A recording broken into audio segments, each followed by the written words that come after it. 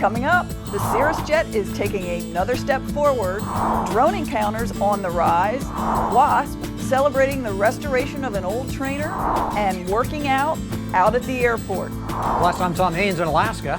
AOPA is taking action in the last frontier. AOPA Live this week begins in just a moment. It's been called the most sophisticated single-engine airplane ever. But to the people whose loved ones are alive today, it's called a lifesaver. The Cirrus Airframe Parachute System, only from Cirrus Aircraft.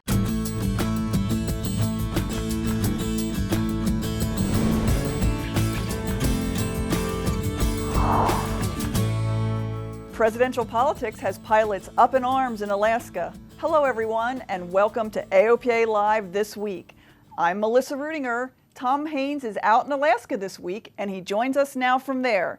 Tom, AOPA is taking action for pilots this week. What's going on? Well, Melissa, hello. We're here on the southern edge of Lake Louise at Evergreen Lodge, about 120 miles northeast of Anchorage.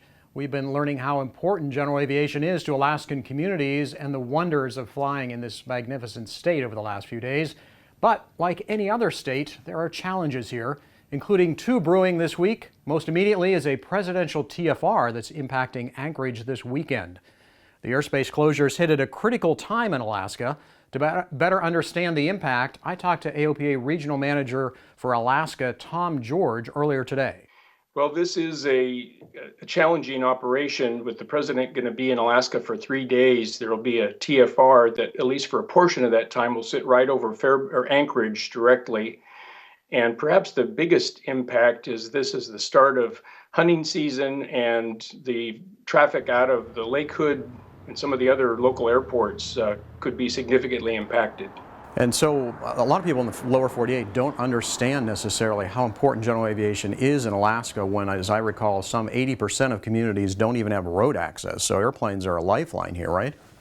That's right. And so most people will be taking off directly from one of those airports to head to hunting camps or other locations. And there aren't roads in the direction most people are going, so that air is pretty much their only link. So normally the TFR, presidential TFRs are large and very restrictive, and you have been working with Secret Service, TSA, and some others in the Alaskan aviation community to try to get some relief. What is it you're sensing from the agencies?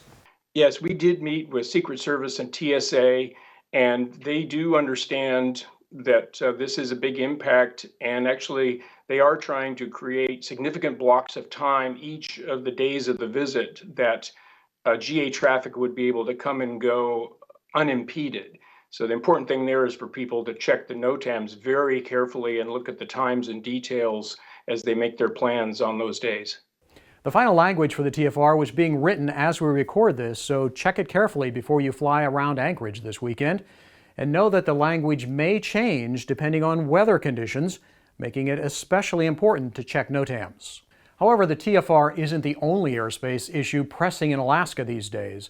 Especially for pilots in the vicinity of Lake Louise, be advised that the Fox Military Operations Area is about to be expanded. Tom George has been working that issue too. They're lowering the floor of the Fox MOA. The proposal is to take it from 5,000 feet above ground level down to 500 feet above ground level, as well as expanding it laterally.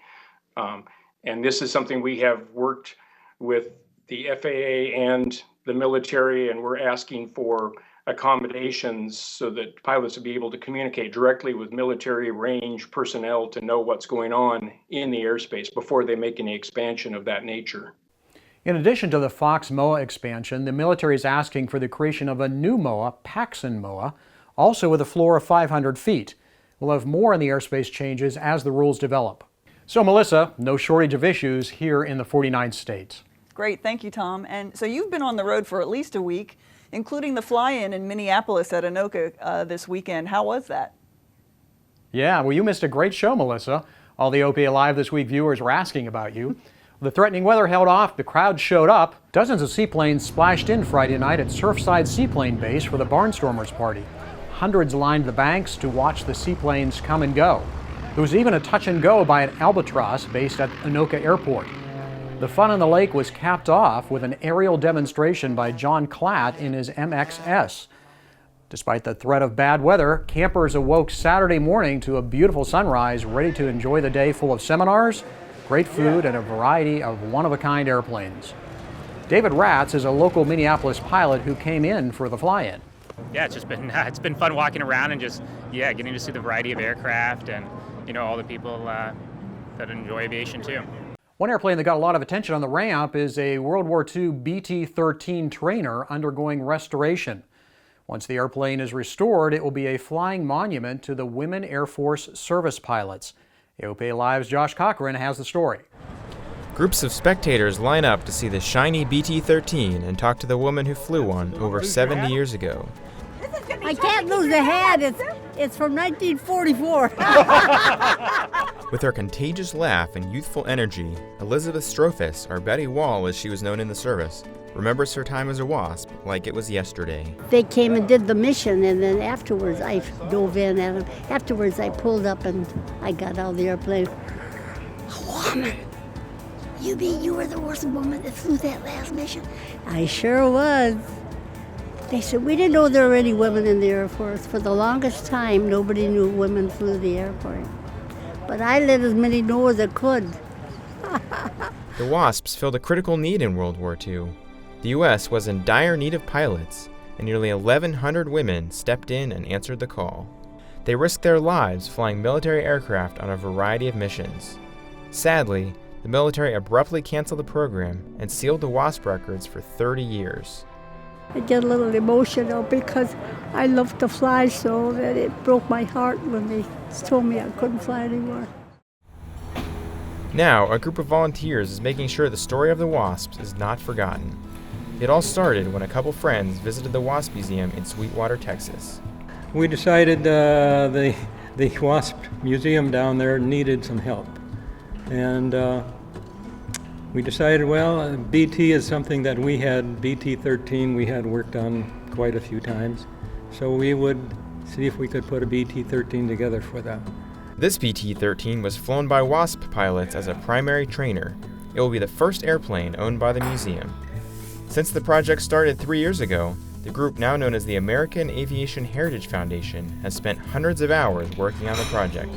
For them, it's about so much more than the airplane. The story behind the WASPs, it's such a compelling human story. And for me, and I think all of the guys involved in this project, the human side of things is much more important than the airplane. This BT-13 is named for Betty, and she is grateful for the honor. It's so nice to know that somebody recognizes that I was a pilot, and I am a pilot. The project is not only an inspiration for Betty, but for the volunteers working on the BT-13 as well. It is such one of the biggest pleasures you can imagine is to come out here and hang out with guys that you enjoy being with, that share a common passion, and who work hard together. And I don't know what I would do if I didn't have this in my life. It is just such a joy. Once completed, the BT-13 will fly around the country telling the story of the WASPs to future generations. The foundation is hoping to complete the airplane this spring and deliver to the museum for the WASPs homecoming in 2016. Josh Cochran, AOPA Live.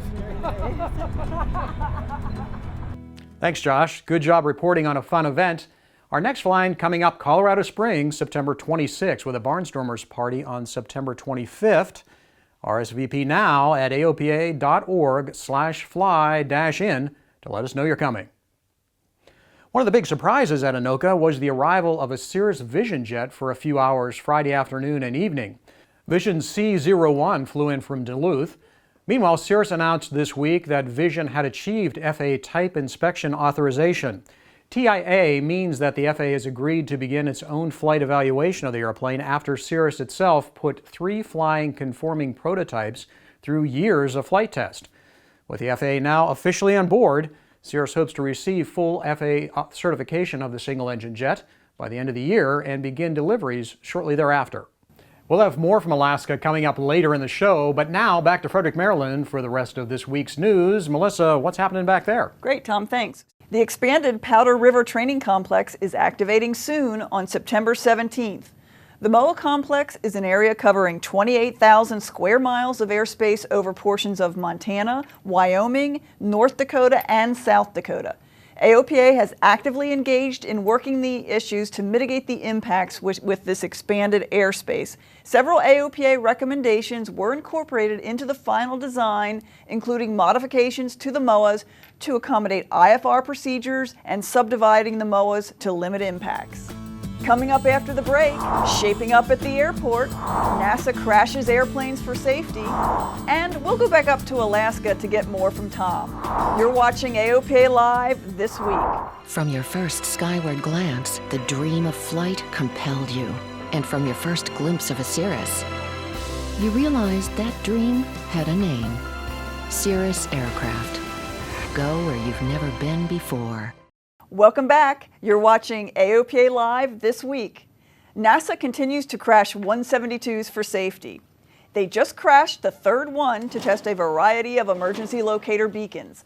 This particular 172 was well loved. It was flown more than 26,000 hours by its owner. You can read more about the story at aopa.org. The AOPA Air Safety Institute is always looking for ways to improve aviation safety. One of the tools used to do this is the Joseph T. Nall report. AOPA just released the 24th edition of this report. It includes a detailed analysis of general aviation accidents, which helps increase safety in the future. So if you're interested in learning more about general aviation safety, go to the airsafetyinstitute.org website, download the Joseph T. Nall report, and go ahead and read that report. And it's really some pretty informative information on the safety trends and the things that we need to do to continue to get better as general aviation pilots.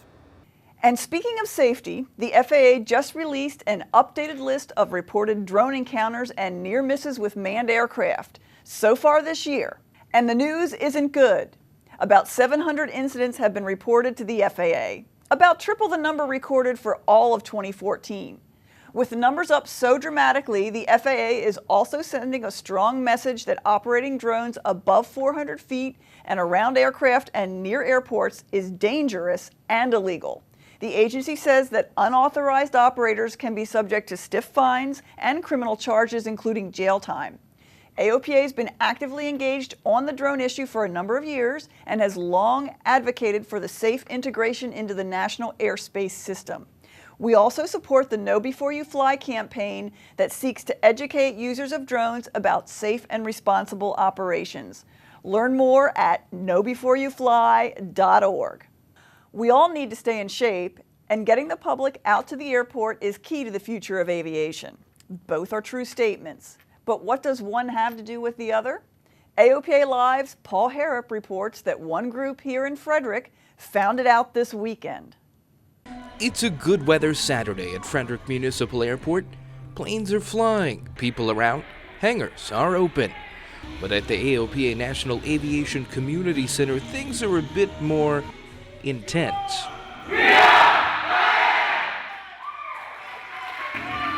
It's an aviation-themed workout session. We had the Soldier Fit Hits the Skies boot camp style workout. Bend your knee, put your leg back, come back up. Do 5 on one leg, then 5 on the other leg, sitting movement. Everybody got it? Good. We had one station, we call it dive bomber push-ups.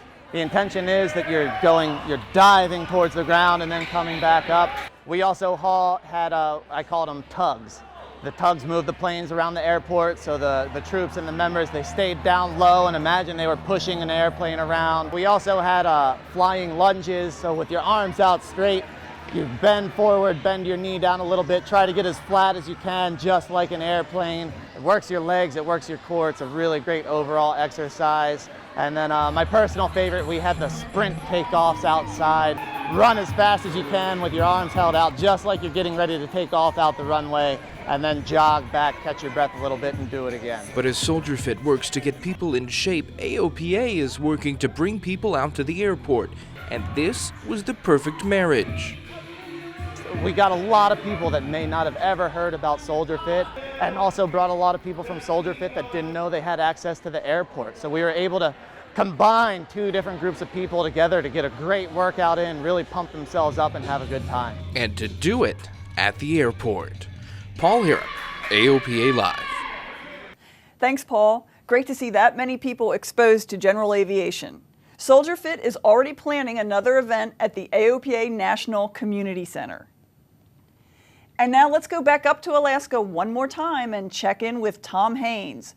So Tom, what are you up to right now? Hey, thanks, Melissa. We're in the Copper River Valley this week exploring how general aviation goes to work when the pavement ends. Here at Evergreen Lodge at the southern edge of Lake Louise, we're just 2 miles from the end of the highway. From here north, there are no roads for hundreds of miles, yet life goes on thanks to general aviation. Pilots move everything from caribou meat to refrigerators and building supplies out of this harbor by boat and airplane. Next week, we'll show you some of the amazing places in this area accessible only by general aviation airplanes, including a trip into Wrangell St. Elias National Park, the largest in the nation and among the most remote. So be sure to join us next week for that and much more on AOPA Live this week. I'm Tom Haines reporting from Alaska. And Melissa, I'll see you next week back in the studio in Maryland. Yeah, so it looks like you're having a good time. I don't know that I'd call it work, but it certainly looks like fun. Oh, it's all in the name of research, Melissa. Trust me, it's all in the name of research. Got it. And we hope to see all of you back here next week, next Thursday, for another edition of AOPA Live This Week. For Tom Haines, I'm Melissa Rudinger.